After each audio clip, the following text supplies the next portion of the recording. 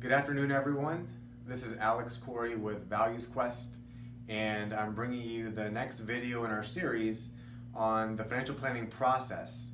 Now, we've been talking already about gathering documents, creating personal statements of net worth, income statements, and as well building an emergency fund.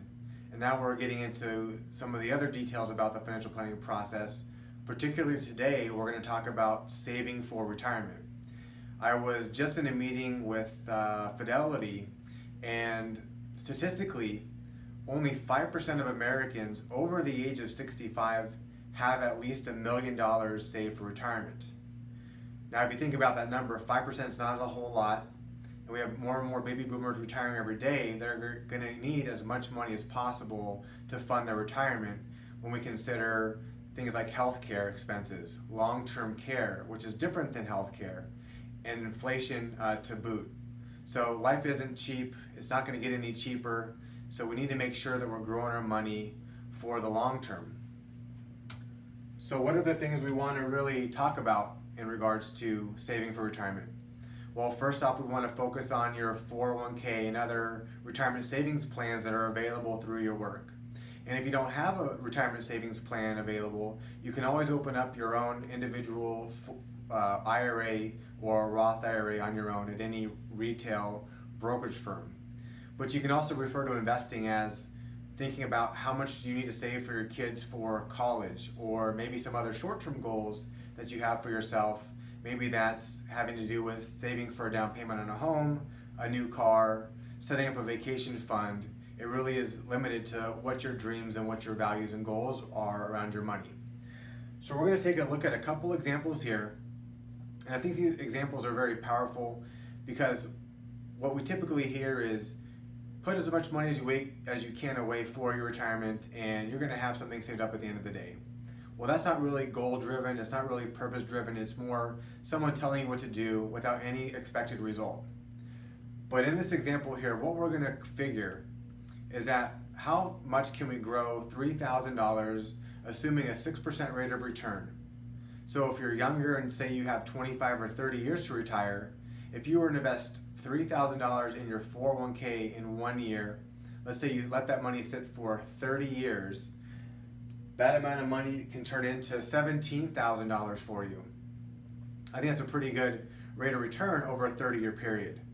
Now let's look at another example, is what if we were to put away $3,000 a year over a 30-year period, how much money would you have saved up? Well, in this example, you would have contributed $90,000 of your own money, and that could have turned into $251,000 of future retirement income. Now that's just a starting place. Somewhere hopefully it's going to get you thinking about what are you contributing today, how much is it even enough for you to be able to retire comfortably at a specific target date in the future? And especially if you're older, you may not have 30 years to go. So imagine starting off now trying to save money over, say, a 10-year period. Well, saving $3,000 a year for, say, 10 years can get you $30,000 of contributions, but maybe only $11,000 additional dollars of earnings. So your money is not going to grow as fast. But if you are later in the retirement cycle and you're not saving enough or need to get on a faster track, that may mean you need to be saving more money on a monthly and/or annual basis to do so. So here's your action steps for you today to consider your retirement goals and your target dates for when you want to retire based on what your goals are. Number one is you got to figure out how much have you saved cumulatively today for retirement. Write that number down. Okay, then next figure out what is your target retirement date. You don't have to be shy about it. Be honest with yourself. If you want to retire earlier, mark that down and start playing with these numbers. If it's later, be honest about that and put that down in your target date profile. Next, figure out how much you're contributing now. And what you'll be able to come up with is a figure about by the time you retire, when you want to retire, you should know how much you're going to have saved. And that number will help you dictate whether or not you should increase your savings for now, so that way you take advantage of every cycle along the way.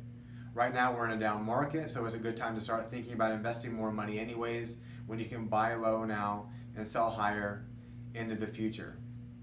So if you have any questions, feel free to reach out, send me an email, send me a call, and we'll talk about this together and figure out what your retirement plan looks like. Otherwise, you can always go online and use a retirement tool, and you can figure this out on your own.